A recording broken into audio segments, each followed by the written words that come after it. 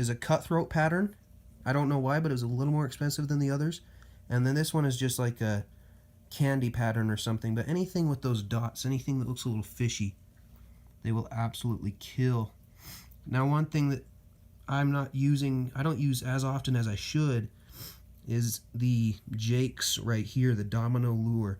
Now this lure flies. I mean, you cast it and it casts very far. It goes right to depth. It does not mess around. It just goes to depth, casts far, and that thing kills them, dude. That thing slays them. Now, the Super Duper is kind of like the Miracle Whip of the mayonnaise for the Jake's lure. The Super Duper will give you almost all the same things, but it's a little bit more lightweight. You see, it's a thinner metal, so you're not going to get as much depth, but still very similar. The flash tape and the red and the gold, that kind of color scheme seems to be very good for trout almost anywhere. But these are some of the most iconic. Here's another hard bait right here. I haven't actually opened this up.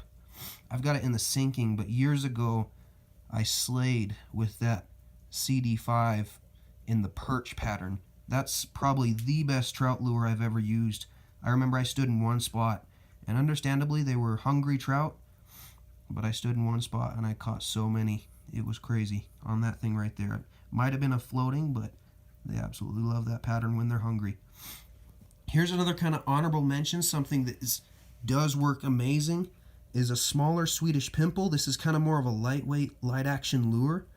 But what I do when I throw these as a lure, you know, and I'm not talking about ice fishing, I'm talking about lure fishing.